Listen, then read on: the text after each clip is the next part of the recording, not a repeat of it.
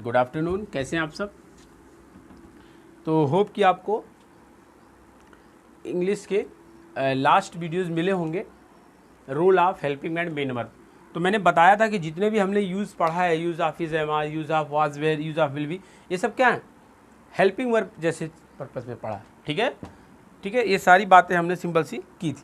तो आज हमें एक टॉपिक पढ़ना है सिंपल सा, क्या, यूज़ ऑफ हैज़, हैव या हैड। ये बहुत कन्फ्यूजनिंग है बच्चा, ठीक है, ये बहुत ज़्यादा कन्फ्यूजनिंग है। इसी वजह से मैंने आपको पहले एक वीडियो दे दिया था कि इसी हैज़ हैव को बच्चा अगर मैं बात करूं तो एज अ मेन वर्ब भी मैं यूज कर सकता हूं, एज अ हेल्पिंग वर्ब भी यूज कर सकता हूं। ऐसे बहुत सारे हेल्पिंग वर्ब हैं जो मेन वर्ब के जैसे भी यूज होते हैं और हेल्पिंग वर्ब के। मैंने बताया था कि अगर एक्चुअल मेन वर्ब अनुपस्थित हो जाएगा वाक्य में तो जो हेल्पिंग वर्ब होगा वही किसका काम करेगा बच्चा, मेन वर्ब का करेगा। तो सिंपल सा हेल्पिंग वर्ब का जो यूज़ पढ़ेंगे हम, तो वो तो हम टेंस में पढ़ेंगे बच्चा। जब हम टेंस पढ़ेंगे तो वहीं पे हैज हैव का जो हेल्पिंग वर्ब वाला यूज है वहाँ पढ़ लेंगे। आज हम जो पढ़ने जा रहे हैं सिंपल सा बच्चा, वो क्या पढ़ने जा रहे हैं, as a main verb use करने जा रहे हैं, एज अ मेन वर्ब। तो एज अ मेन वर्ब में अगर बात करें सिंपल सा, इनका सिंपल सा क्या मतलब होता है, रखना होता है या पास होता है। क्या होता है, रखना या पास, ठीक। तो यानी ये रखना और पास यानी सिंपल सा क्या, एक अधिकार है। यानी किसी भी वाक्य में जितने भी हमने पढ़ा था सिंपल सा यूज ऑफ, ठीक है, इज एम आर वाला पढ़ा था, वाज वेयर पढ़ा था, तो जब इसमें सिंपल सा अधिकार की बात हो जाएगी तो वहाँ पे क्या यूज करेंगे बच्चा, has have had as a main verb use करेंगे, एज अ मेन। अब इसमें भी तीन केस हो सकता है। सिंपल सा अगर प्रेजेंट की बात करूँ तो प्रेजेंट में क्या आएगा, सिंपल सा हैज हैव आएगा। सिंपल क्या आएगा, प्रेजेंट में हैज हैव आएगा, ठीक है। प्रेजेंट दो केस था, एक में हैज आएगा, उसमें भी हैव आएगा, यानी लास्ट में। यानी क्या है ये, अगर बात करें सिंपल सा, अगर ये सिंपल सी बात करें हैज और ये है, तो ये सिंपल सा क्या है, ये वाला है V1 है और ये क्या है V5, ठीक है। और ऐसे ही अगर हम बात करें सिंपल सा पास्ट की, तो सिंपल सा पास्ट में क्या बच्चा, हैड है। पास्ट में क्या बच्चा, हैड, ठीक। और अगर बात करें सिंपल सा कंटिन्यूस में तो हैविंग हो जाता है सिंपल सा। ये सारी केस है, ये क्या यूज ऑफ टू हैव है, क्या है, to have, use of to have, ठीक है। ऐसे इससे पहले जो पढ़ा था सिंपल से क्या था, यूज ऑफ बी था, यूज ऑफ बी, इसी में तो पढ़ा था इज एम आर। इसी में क्या पढ़ा था बच्चा, वाज या वेयर, वाज या वर, इसी में पढ़ा था, ठीक है। वर भी, वेयर की वजह क्या वर बोलते हैं ज़्यादा, पर एक्चुअल में क्या जुबान से कभी निकल जाता है, लेकिन एक्चुअल वर्ड क्या है इसका, वर ही है, क्या है, वर, ठीक है। तो ये रखना है, ये पास जब अधिकार होगा सिंपल सा, और वाक्य में अगर प्रेजेंट है तो हैज है, ठीक है, पास्ट है तो हैव, और अगर फ्यूचर है तो बच्चा सिंपल सा विल हैव या शैल है, विल हैव या शैल है। ये तीन केसेस में हम लोग पढ़ेंगे। यानी सिंपल सा वही सारी पहचान रहेगी, प्रेजेंट का मतलब सिंपल सा वही सारा पहचान रहेगा कि अंत में क्या आएगा बच्चा, अंत में सिंपल सा क्या आएगा, अगर है, ठीक है, ही हे इस तरह का है, या इसके सिचुएशन में क्या है, अंत में क्या था, थी, थे, इस तरह का अगर केस में है, या अंत में क्या बच्चा, गा, गी, गे, इस तरह का कोई भी केस है सिंपल सा, तो वहाँ पे क्या लगाएंगे। और अगर उसमें अधिकार व्यक्त हो रहा, अगर उसमें अधिकार व्यक्त हो रहा है सिंपली, तो क्या हो जाएगा वहाँ पे, इज एम आर ना यूज के, क्या हैज है, यहाँ पे हैड, यहाँ विल हैव या शैल है। तो अभी जो हम पढ़ रहे हैं सिंपल सा use of has have had, क्या बच्चा, एज अ मेन वर्ब। तो एक एक केस समझते हैं, अफर्मेटिव का समझते हैं, ठीक है, फिर नेगेटिव का समझते हैं, ठीक, फिर कुछ अलग स्पेशल केस भी हम बताएंगे हैज हैव का, ठीक है, ठीक।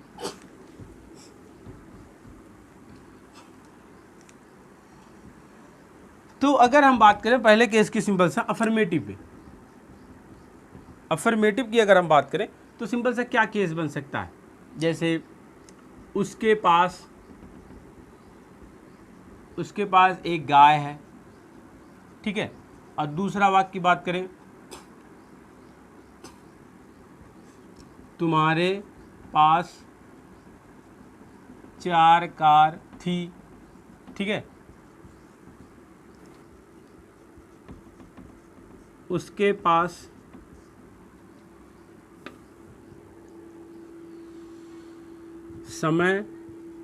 समय होगा, सिंपल सा। ये सिंपल सी बात है। यानी जब देखो बच्चा अंत में है, था है, गागी के है, पास है, सब अधिकार व्यक्त हो रहा है, तो ऐसे केसेस में सिंपल से क्या हो जाएगा, जो भी सब्जेक्ट है रूल वही रहेगा, ठीक। जो इज़ेमार जैसा कहानी था सेम यहाँ भी वैसा ही। तो उसके लिए क्या करेगा बच्चा, ही के साथ क्या लगाएंगे, हैज हैव में क्या लगाएंगे, सिंपल सा बच्चा हैज लगाएंगे। तो ही हैज़, ठीक है, ही हैज़। उसके बाद क्या है, ऑब्जेक्ट, चूँकि यही क्या है, मेन वर्ब की जगह यूज हो रहा है, ठीक है। तो ही हैज़ ए काऊ। ए काऊ क्या है, काऊ, काऊ क किस में आता है, व्यंजन में। तो व्यंजन के पहले क्या लगेगा बच्चा, ए लगेगा, ठीक है, ठीक है। उसके बाद अगर बात करें, तुम्हारे पास 4 कार थी, अब थी आ गया, थी का मतलब सिंपल सा हैड लगाना है। तुम्हारे के लिए यू, तो यू हैड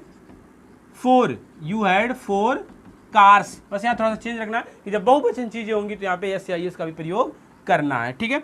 उसके पास समय होगा, उसके पास समय होगा, तो इसका मतलब ही। अब ही के साथ क्या, शैल किसके साथ लगता था बच्चा, सेम कहानी वही जो विल बी शैल बी में हमने पढ़ा था, ठीक है। तो यहाँ पे सिंपल से क्या यूज किया, हैज हैव का सिंगुलर एंड प्लूरल। लेकिन कुछ और अपवाद थे, ये सारी बात हुई थी। आई के साथ भी लगता है जैसे, ठीक है, यू के साथ भी लगता है, ठीक है, ये सारी बात हुई थी। ऐसे हैड सबके साथ, और यहाँ पे विल या शैल हैव है, वहाँ बी था सिंपल सा, यानी वही कहानी रहेगा। आई और वी के साथ सिंपली क्या लगेगा, शैल, और रेस्ट के साथ यानी बाकी के साथ क्या लगेगा बच्चा, विल लगेगा। एकदम बेसिक केस में विल के साथ आई के साथ विल भी लगता है, वो एक केस है, हम पढ़ेंगे जब स्पेशल केस पढ़ेंगे तो सारी चीज़ें पढ़ेंगे। तो यहाँ पे सिंपल से क्या हो जाएगा, ही के साथ क्या हो जाएगा, विल हैव लग जाएगा। क्या लग जाएगा बच्चा, will have, he will have time, he will have time, ठीक है, उसके पास समय होगा, ठीक। तो ये बेसिक क्या अफर्मेटिव के केस हो सकते हैं। इसका असल केस क्या है, निगेटिव में प्रॉब्लम्स है। इसी वजह से इतना मैंने आपको समझाया कि एज अ हेल्पिंग वर्ब क्यों यूज़ कर रहे हैं, मेन वर्ब क्यों नहीं यूज़ कर, ताकि चूँकि जैसा कि हम बात कर रहे हैं, ठीक है, रफ कर लें, तब तक स्क्रीनशॉट ले लीजिए।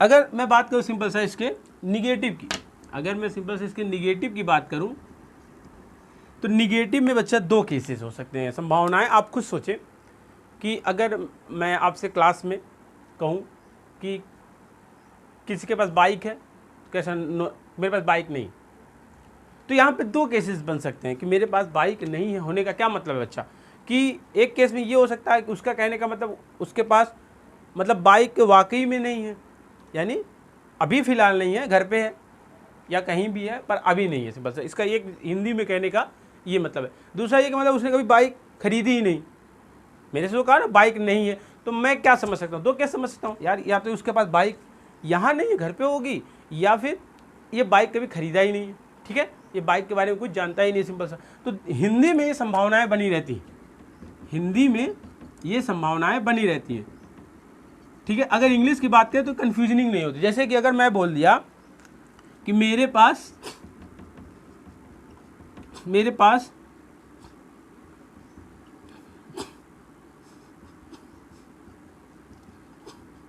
मोटरसाइकिल नहीं है, मोटरसाइकिल नहीं है, सिंपल सा बात करें तो इस सिचुएशन से हमें 2 चीज़ लग रहा है कि या तो अभी नहीं है, या तो अभी नहीं है, या तो है ही नहीं, है ही नहीं, कहीं भी नहीं।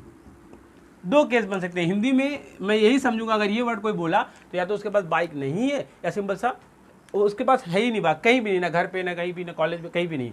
लेकिन इंग्लिश में सिंपल सा इसका अगर हम ट्रांसलेट करें तो जो सबसे बड़ी कन्फ्यूजनिंग है, इसीलिए तो रूल इसका देखें तो निगेटिव के लिए 2 रूल होते हैं। एक में बच्चा क्या यूज करते हैं, सिंपल सा नो यूज करते हैं, और एक में क्या करते हैं,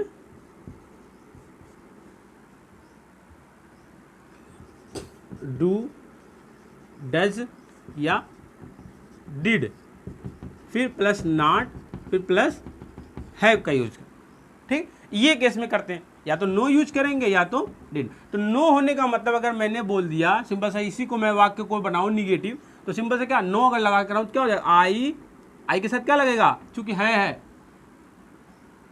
हैव का प्रयोग होगा, सिंपल से क्या होगा, हैज हैव का, तो क्या हो जाएगा, आई हैव नो बाइक, ठीक है। इसी केस को और बनाया जा सकता है, ठीक है।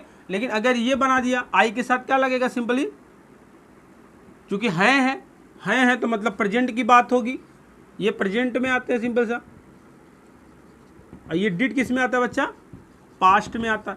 तो अगर प्रेजेंट में है तो डू या डज में से कोई लगेगा, चूंकि आई के साथ क्या लगेगा बच्चे, जब हम टेंस पढ़ेंगे तो वहाँ और अच्छे से क्लियर होगा। इसे भी बहुत कन्फ्यूजनिंग होता है, नॉट के बाद कहीं हैज लगता है, कहीं हैज लगता है, लेकिन इसको भी मैं आपको कन्फ्यूजन दूर करूंगा जब मैं प्रेजेंट टेंस पढ़ाऊंगा इंडिफिनिट, वहाँ पे मैं डू डज डिड के साथ हमेशा क्या लगता है, भी लगता है, यहाँ पे आपको मैं क्लियर करूँगा। हाँ कुछ केसेस में लगता है, तो ठीक है। तो आई के साथ सिंपली क्या होगा, अगर मैं बात करूँ तो यहाँ पे क्या लगेगा, डू की डज, डू लगेगा, आई do not have bike, I do not have, इसका आई हैव नो बाइक मतलब मेरे पास अभी बाइक नहीं है, सिंपल सा। आई डू नॉट हैव का मतलब मेरे पास बाइक है ही नहीं। तो इस चीज़ से सिचुएशन क्या हो जाते हैं, क्लियर हो जाते हैं। ये दो जो कन्फ्यूजनिंग है, इसी वजह से ये भी सही माना जाता है, ये भी सही। अगर तुमने मुझसे कहा सिंपल सा, मैंने तुमसे आपसे कहा, मैंने कहा कि क्या किसी के पास बाइक है, तो कहा सर नहीं मेरे पास बाइक नहीं, इसका मतलब दो केस में समझ सकता हूँ कि उसके पास अभी बाइक नहीं है, सिंपल सा आई हैव नो बाइक, और या वो आई डू नॉट हैव बाइक, यानी ठीक है आई डू नॉट हैव बाइक। तो इसी वजह से निगेटिव में क्या होते हैं, बहुत कन्फ्यूजनिंग होती है चीज़ें।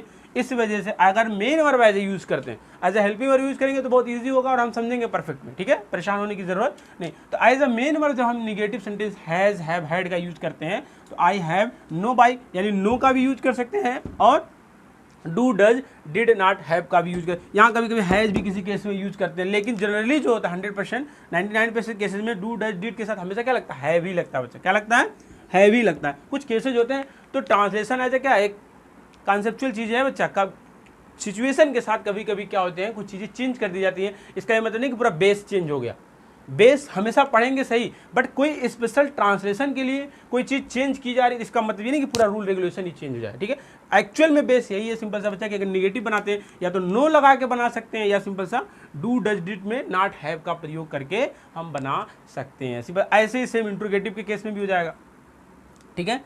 अब यहीं पे एक केस आता है कि अगर हम इन दोनों को भी ना लगाएं, तो कुछ किताबों में भी मिलता है कुछ जगहों पे कि अगर इफ गिनती की बात हो, सिंपल सा गिनती का मतलब काउंटिंग नंबर्स, ठीक है, यानी 2 3, ठीक है, डॉट डॉट etc, और क्या मच आ जाए या मेनी आ जाए, ठीक है, बहुत कई, ये सारी चीज़ें भी अगर आ जाए तो सिंपल सा वहाँ पे क्या कर देते हैं बच्चा, सिंपल सा हैज़ या हैव के बाद या हैड के बाद सिंपल से क्या कर देते हैं, हम नॉट का प्रयोग कर देते हैं, नॉट का प्रयोग कर देते हैं। बट कुछ किताबों में ये भी मेंशन होते हैं, कुछ जगहों पे ये भी यूज की जाते हैं, ऐसा नहीं कि ये गलत हो जाएगा। सिंपल सा अगर मैं बात करूं कि उसके पास 2 गाय नहीं है, सिंपल सा, तो 2 गाय नहीं है, सिंपल सा, तो इसका मतलब यहाँ पे हम क्या इस तरह से भी वाक्य को बना सकते हैं, he has not 2 cows, he has not 2 cows, इस तरह के भी केसेस के बना सकते हैं। और या तो इस तरह के आप बना, या तो नो का प्रयोग करें या तो ये प्रयोग करें, एक केस ये हो सकता है। और अगर कहीं गिनती यानी 2 3 ये सारी चीज़ें मिल जाए तो बेहतर क्या होगा बच्चा कि हैज़ हैव के बाद नॉट या हैड के बाद सिंपली क्या कर सकते हैं, यानी उसके पास 2 गाय नहीं थी, वो तो क्या हो जाता, ही हैड नॉट 2 काउज हो जाता। तो ये सिंपल से निगेटिव के क्या केस थे, हैज़ हैव हैड के as a helping verb, sorry as a main verb use जब हम करें एज ए हेल्पिंग वर्ब हम टेंस में देखेंगे। तो बहुत कन्फ्यूजनिंग होती है, तो कन्फ्यूजनिंग नहीं होनी चाहिए। बस यानी निगेटिव में अगर हम हिंदी में बात कर रहे हैं तो 2 संभावनाएं बन सकती है कि मेरे पास कोई चीज़ अभी नहीं है या मेरे पास है पर यहाँ नहीं है। तो इस सिचुएशन के लिए इंग्लिश में क्लियर हो जाता है कि आई हैव नो बाइक या आई डू नॉट हैव बाइक।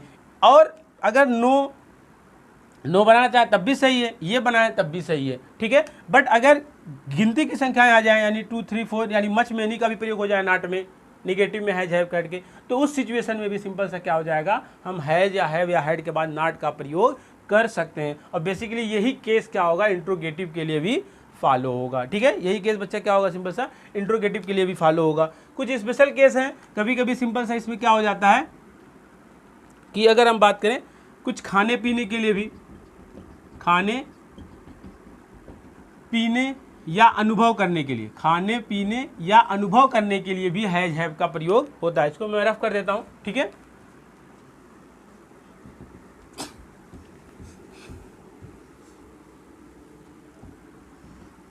अगर मैं बात करूं सिंपल सा, तो कुछ खाने पीने के लिए भी क्या करते हैं, हैज हैव या हैड का प्रयोग करते हैं। अगर मैं जैसे समझूं कि मैं दोपहर 12 बजे भोजन करता हूं, तो सिंपल सा क्या है, यहाँ पे खाने की बात हो रही है, ठीक है, खाने की बात हो रही। तो इस सिचुएशन के लिए क्या करेंगे, हम हैज हैव का प्रयोग कर लेंगे, क्योंकि हमें कहीं ऐसा रख अधिकार व्यक्त नहीं हो रहा पास का, तो ऐसा नहीं, खाने पीने या अनुभव करने की बात होगी। अभी हम खाने की बात कर रहे हैं, खाने वाले एग्जाम्पल पे, तो सिंपल से क्या हो जाएगा, I have lunch at 12 in the noon. तो I have lunch at 12 in the noon, simple सी बात करें तो यहाँ पे हैज हैव का प्रयोग हमने सिंपल सा कर लिया, ठीक है।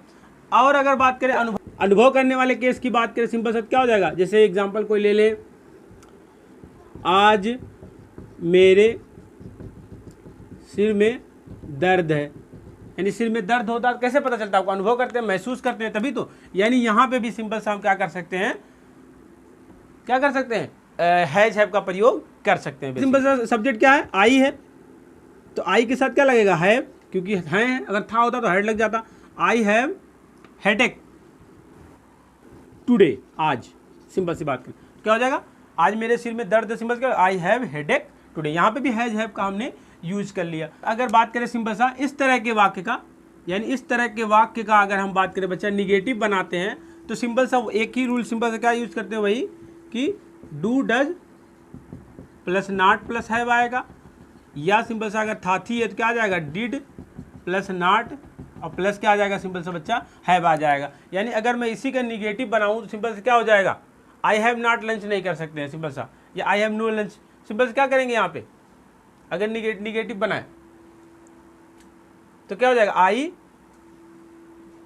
ता है हूं अलायत, क्या हो जाएगा, I do not have lunch at 12 in the noon. यहाँ पे भी ऐसे ही, I do not have headache today, I do not have headache today, ठीक है। ये बेसिकली क्या हो जाएगा, इस तरह के वाक्य का निगेटिव भी इसी केस के जैसा बनाएंगे सिंपल से, और कोई यूज प्रयोग हम नहीं करेंगे। तो ये भी क्या था, स्पेशल केस था, ये क्या था, एक स्पेशल केस था हैज हैव हैड का प्रयोग का, ठीक है। तो होप कि आपको ये चीज़ें समझ में आई हो, ठीक है, ठीक। और अगर इसका इंट्रोगेटिव बनाना हो सिंपल सा, तो इंट्रोगेटिव में यही केस, सिंपल सा अगर मैं बात करूं, क्या आज मेरे सिर में दर्द है, क्या मेरे सिर में दर्द है, क्या आज, या मैं क्या लगा दूं सिंपल सा, तो क्या के लिए हेल्पिंग वर्ब पहले हो जाता है सिंपल सा बच्चा, तो आई के साथ क्या लगाओगे, हैव तो यहाँ लगाओगे नहीं सिंपल सा, यही डी, चूंकि निगेटिव का केस यही है, निगेटिव से ही हेल्पिंग डब्ल्यू फैमिली बनता है, निगेटिव से इंट्रोगेटिव बनाते सिंपल सा। तो आई के साथ क्या लगाएंगे, आई के साथ लगाएंगे, चूंकि है तो क्या लगाएंगे, डू डज, तो डू लगाएंगे, तो क्या हो जाएगा, do I have headache today, do I have headache today, simple. और अगर इसी में इंट्रोगेटिव एंड निगेटिव में कर दूं, क्या आज मेरे सिर में दर्द नहीं है, तो सिंपल से क्या हो जाएगा, डू आई सब्जेक्ट के बाद नॉट लग जाता है, do I not have headache today, do I not have headache today. तो इस तरह के केसेस के अफर्मेटिव कैसे करेंगे, नेगेटिव कैसे करेंगे सिंपली, और इंट्रोगेटिव कैसे करेंगे। होप कि आपको ये सारी चीज़ें क्या हुई होंगी, क्लियर आएंगी। और मैंने बेसिक जो केसेस बनता था सिंपल सा वो भी आपको एक्सप्लेन किया, कितने तरह से निगेटिव को बना सकते हैं, 3 तरह से बना सकते हैं, ठीक है। सिंपल सा आपको जैसा अच्छा लगे, सुटेबल लगे, वहाँ पर वो गिनती वाला ध्यान रहे, ठीक है। अगर काउंटिंग नंबर्स की बात कर देगा तो वहाँ पे क्या सिंपल सा हैज हैव के बाद नॉट का प्रयोग हम कर देंगे, ठीक है। तो होप कि आपको use of has have had समझ में आया होगा। फिर मिलते हैं, ठीक है। अब अगली बार जब कभी हम टेंस पढ़ाई करेंगे तो सिंपल सा क्या टेंस स्टार्ट करेंगे, क्योंकि जब तक बच्चा टेंस क्लियर नहीं हो जाएगा, फिर जो भी छोटे मोटे यूजेस बचे होंगे, जैसे जो भी यूजेस बचे होंगे उसको हम टेंस के बाद क्या करेंगे, समाप्त करेंगे। और उसके बाद फिर हम डायरेक्ट इनडायरेक्ट फिर एक्टिव पैसिव पे जल्दी से जल्दी आएंगे, ठीक है। तो होप कि आपको ये क्लासेस आपके लिए यूज़फुल हों। आप ज़्यादा से ज़्यादा क्या करें, शेयर करें अपने फ्रेंड को, ठीक है। और चैनल को सब्सक्राइब करें ताकि आपको नई वीडियोस आपको तुरंत मिलती रहे, ठीक है, जैसे ही यहाँ पे अपलोड करूँ मैं, ठीक है। फिर मिलते हैं, तब तक के लिए धन्यवाद।